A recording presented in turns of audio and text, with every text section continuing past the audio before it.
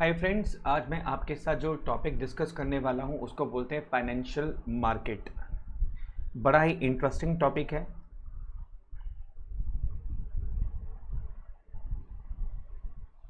Financial market होता क्या है बेसिकली? आपने सुना है कभी सब्जी मंडी, आयरन मंडी, अनाज मंडी? आपने ज़रूर सुना होगा। फल मंडी, है ना? Fruit market, vegetable market. हाँ, अब सुना है आपने। एग्जैक्टली जिस तरह से फ्रूट मार्केट होती है, वेजिटेबल मार्केट होती है, फ्लावर मार्केट होती है, आयरन मार्केट होती है, गोल्ड मार्केट होती है, इसी तरह से एक फाइनेंशियल मार्केट भी होती है जहाँ पर फाइनेंशियल इंस्ट्रूमेंट को डील किया जाता है, लाइक शेयर्स, डिबेंचर्स, बॉन्ड्स। इसको फाइनेंशियल इंस्ट्रूमेंट्स कहते हैं। इसको डील किया जाता है, उस मार्केट को हम बोलते हैं फाइनेंशियल मार्केट। अब क्वेश्चन ये आता है कि जो वेजिटेबल मार्केट होती है उसके अंदर मान लीजिए आपको 1 किलो या 2 किलो सब्जी चाहिए, तो क्या आप होलसेल मार्केट जाएंगे या रिटेल मार्केट जाएंगे? बताइए, बड़ा सिंपल सा पॉइंट है। अगर आपको 1 किलो 2 किलो सब्जी चाहिए तो आप कहाँ जाएंगे? रिटेल मार्केट में, छोटी मंडी में, या आसपास ठेली वाले से खरीदेंगे। लेकिन अगर आपके घर में कोई फंक्शन आ जाता है और आपको होलसेल में सब्जियां चाहिए, बहुत सारी लोगों का अरेंजमेंट करना है, तो आप कहाँ जाएंगे? होलसेल मार्केट जाएंगे। Exactly right. बिल्कुल इसी तरह फाइनेंशियल मार्केट को भी हम दो पार्ट्स में डिवाइड कर सकते हैं। ऑफ कोर्स इसको हम रिटेल मार्केट या होलसेल मार्केट नहीं कहते, बट इसको हम दो पार्ट्स में डिवाइड कर सकते हैं। एक को हम बोलते हैं मनी मार्केट,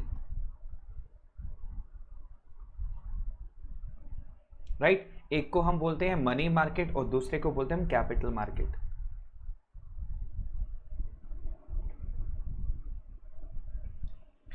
अब बात आती है मनी मार्केट और कैपिटल मार्केट में क्या फर्क होता है।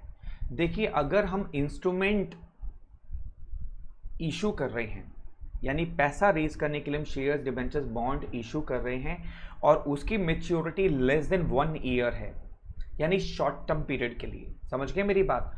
अगर हम शॉर्ट टर्म पीरियड के लिए इंस्ट्रूमेंट यूज कर रहे हैं तो हम कहाँ जाएंगे? Money market, just like retail market. अगर मैं कोई भी इंस्ट्रूमेंट, मैं मतलब कंपनी या कोई फर्म कोई भी इंस्ट्रूमेंट इशू कर रही है, instrument could be shares, debentures, bonds etcetera, कुछ भी हो सकता है, फाइनेंस से रिलेटेड पैसा रेज करने के लिए, और उसकी मेच्योरिटी लेस देन 1 ईयर है।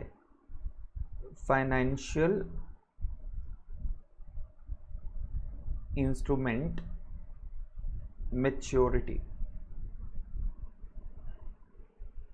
Is less than 1 year, 1 year, तो हम कहाँ जाएंगे? मनी मार्केट में जाएंगे।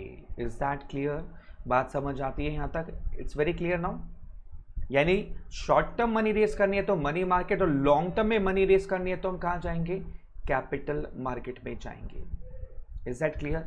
तो अगर यहाँ पर अब आ जाएगा financial instrument, financial instrument maturity is more than 1 year, 1 साल से ज़्यादा के लिए अगर मेच्योरिटी है तो हम कहाँ जाएंगे? कैपिटल मार्केट में जाएंगे। अब कैपिटल मार्केट को फर्दर हम दो पार्ट्स में डिवाइड कर देते हैं। कैपिटल मार्केट को भी हम दो पार्ट्स में डिवाइड कर सकते हैं। कैसे कैसे डिवाइड कर सकते हैं? एक प्राइमरी मार्केट,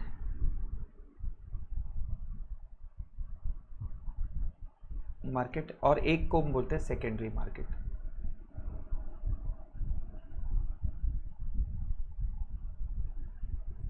ठीक है, हमने क्या किया? फाइनेंशियल मार्केट को पहले दो पार्ट्स में डिवाइड किया, मनी मार्केट, कैपिटल मार्केट। दोनों में क्या फ़र्क है कि अगर इंस्ट्रूमेंट की मेच्योरिटी लेस देन 1 ईयर है तो मनी मार्केट में जाएंगे, और इंस्ट्रूमेंट की मेच्योरिटी मोर देन 1 ईयर है तो कैपिटल मार्केट में जाएंगे।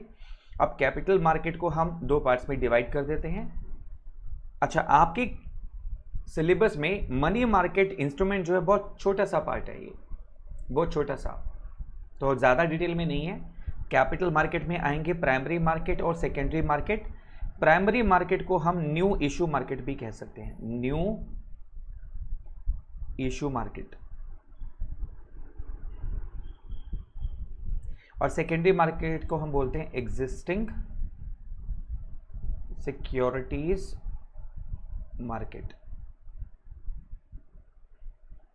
यानी कि आपको अगर कोई नया इंस्ट्रूमेंट इशू करना है तो आप प्राइमरी मार्केट में जाएंगे, और अगर ऑलरेडी कोई इंस्ट्रूमेंट मार्केट में आ चुका है और आप उसकी सेल परचेस के लिए जा रहे हैं तो उसको हम सेकेंडरी मार्केट कहते हैं। जैसे कार होती है ना, एक न्यू कार होती है, आप लेने के लिए शोरूम में जाते हैं, और अगर आपको रीसेल में कार लेनी है तो आप कहाँ जाते हैं? दूसरे लोकल मार्केट में जाते हैं। सेम इज हेयर, यानी कि न्यू शेयर्स इशू करने हैं तो प्राइमरी मार्केट में जाएंगे, और एग्जिस्टिंग शेयर्स खरीदने हैं तो आप कहाँ जाएंगे?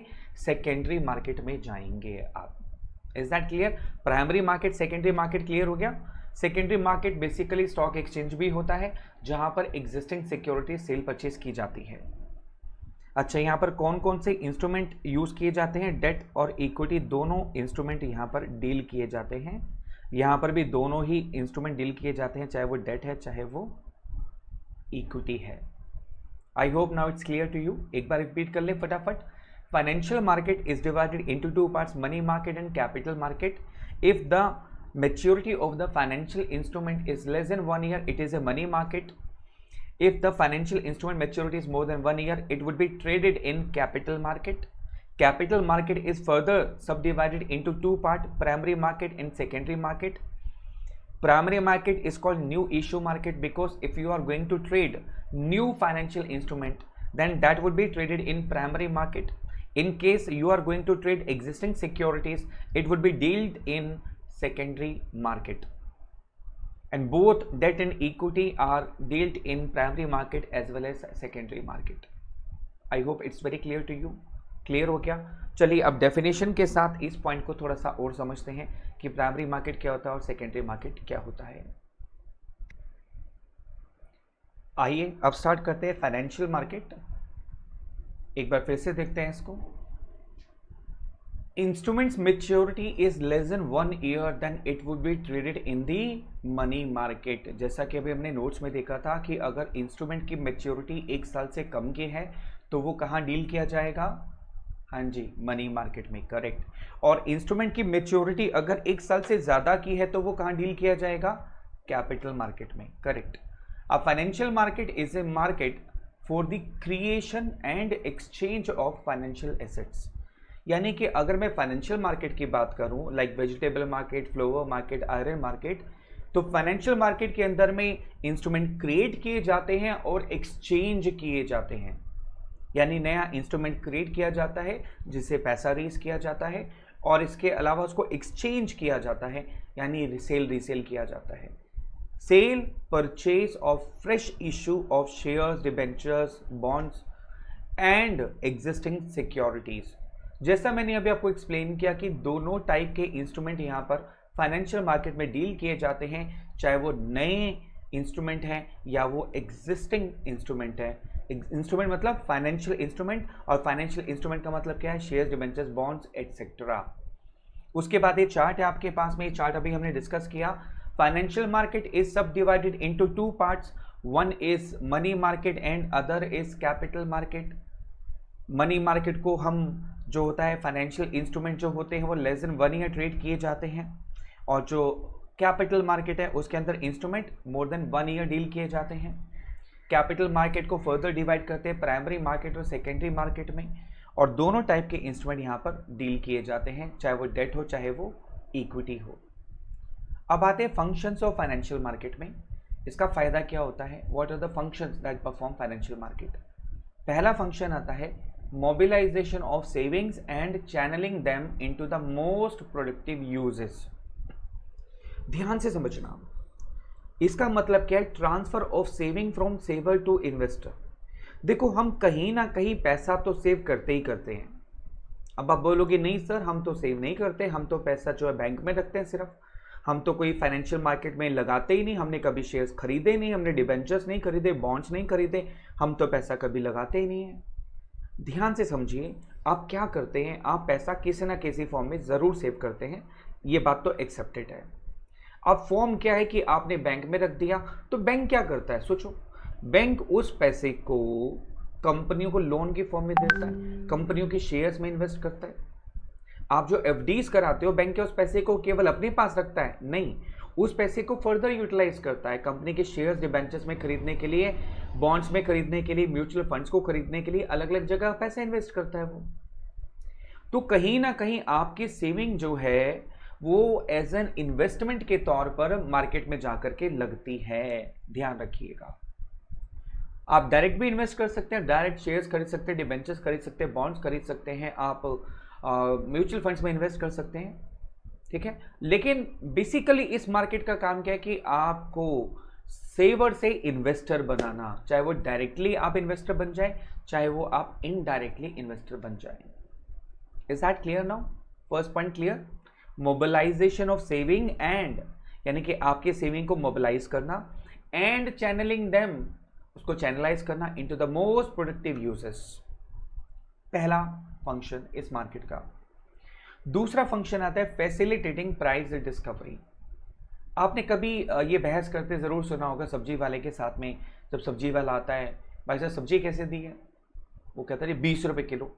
आप कहते हो अरे कल तो 15 रुपए किलो थी, आज 20 रुपए किलो ले रहा है, क्यों ले रहा है भाई तू? तो उसका क्या आंसर होता है?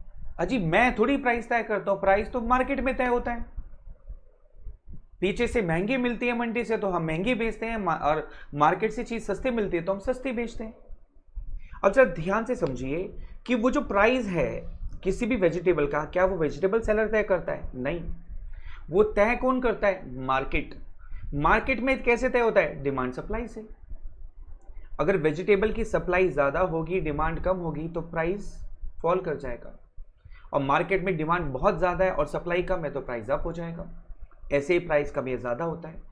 अब ऐसे ही फाइनेंशियल इंस्ट्रूमेंट है, शेयर्स का प्राइस आपने बहुत बार सुना होगा, घट गया बढ़ गया, तो वो कौन डिसाइड करता है? शेयर का प्राइस ज्यादा होगा कि कम होगा? Market, financial market. बात समझ आई? तो प्राइस डिस्कवरी कहां पर होती है? फाइनेंशियल मार्केट में। To establish a price for the financial asset which is being traded in that market. जो उस मार्केट में जो भी शेयर्स, डिबेंचर्स, बॉन्ड्स डील हो रहे होते हैं, उसका प्राइस हमें कैसे पता चलता है? इस फाइनेंशियल मार्केट से। तीसरा फंक्शन आता है providing liquidity to financial assets. मुझे एक बात बताएं, अगर आपको कहा जाए कि आप ऐसे शेयर्स में या ऐसे बॉन्ड्स में इन्वेस्ट कीजिए जो आपको कभी पैसा वापस नहीं मिलेगा, तो क्या कभी आप करेंगे? नेवर। मैं भी नहीं करूंगा भाई। जहां पर पैसा इन्वेस्ट किया और वापसी की कोई रिकवरी का कोई टाइम नहीं है, कभी आप उसको लिक्विडेट का मतलब होता है बेटा पैसे में कन्वर्ट करना, किसी भी चीज को मनी में कन्वर्ट करना, उसको लिक्विडेट कहा जाता है। तो यहां पर जो है फाइनेंशियल मार्केट एक बहुत बड़ी मार्केट है, जो कई हजारों करोड़ की टर्नओवर होती है पर डे। ध्यान रखिएगा, कई 1000 करोड़ की टर्नओवर पर डे होती है। ये लिक्विडिटी प्रोवाइड करती है। मान लीजिए आपने 50 करोड़ रुपए लगा रखे हैं स्टॉक मार्केट में। स्टॉक मार्केट मतलब शेयर्स, डिबेंचर्स, बॉन्ड डील होते हैं। आपने 50 करोड़ रुपए लगा रखा है और कल आपको चाहिए वो पैसा मुझे बाहर निकालना है, यू नीड मनी, तो आप इस मार्केट में जाएंगे, इंस्ट्रूमेंट बेचेंगे और पैसा आपके हाथ में। तो ये लिक्विडिटी कितना भी बड़ा फंड क्यों ना हो, आप उसको कैश करा सकते हैं। 50 करोड़ नहीं, 500 करोड़ भी करा सकते हैं, 5000 करोड़ भी आप करा सकते हैं, लिक्विड में कन्वर्ट करा सकते हैं, यानी कि मनी में ट्रांसफर करवा सकते हैं। Financial management facilitates easy purchase and sale of financial assets. यानी मार्केट इतनी बड़ी है, आप कितना भी स्टॉक बेच सकते हो और कितना भी स्टॉक खरीद सकते हो। फाइनेंशियल स्टॉक की बात कर रहा हूं यहां पर मैं आपसे। Is that clear? हम यहां सिर्फ पैसे की बातें करेंगे, स्टॉक की बातें करेंगे। क्लियर? चौथा पॉइंट आता है reducing the cost of transaction. Obvious ही बात है, कोई भी ट्रांजैक्शन फ्री ऑफ कॉस्ट तो नहीं होती है। इवन प्रॉपर्टी सेल परचेज होती है तो वहां पर भी ब्रोकरेज देनी पड़ती है, तो यहां पर भी ब्रोकरेज तो देनी पड़ती है। लेकिन यहां पर ट्रांजैक्शन इतनी ह्यूज होती है, इतनी लाखों हजारों करोड़ों की टर्नओवर पर डे होती है कि जो ट्रांजैक्शन चार्ज होता है, जो प्रोसेसिंग चार्ज होता है, ये जो ब्रोकरेज फीस होती है, वो बिल्कुल ना के बराबर होती है, बहुत कम होती है। It's a common platform for buyers and sellers. अब देखो, सारे बायर्स पूरे भारत के और सेलर्स एक ही जगह पर, जिसको हम स्टॉक एक्सचेंज बोलते हैं, वहां पर आकर खरीदते हैं और बेचते हैं। एक ही मंडी है। देखो, आपको वेजिटेबल मार्केट बहुत सारी मिल जाएंगी। अंबाला में भी वेजिटेबल मार्केट है, करनाल में भी है, दिल्ली में भी है, दिल्ली में भी बहुत सारी मार्केट है, आज़ादपुर मार्केट है, मुंबई में भी वेजिटेबल मार्केट है। लेकिन जो स्टॉक मार्केट है वो एक ही है, स्टॉक एक्सचेंज। ठीक है?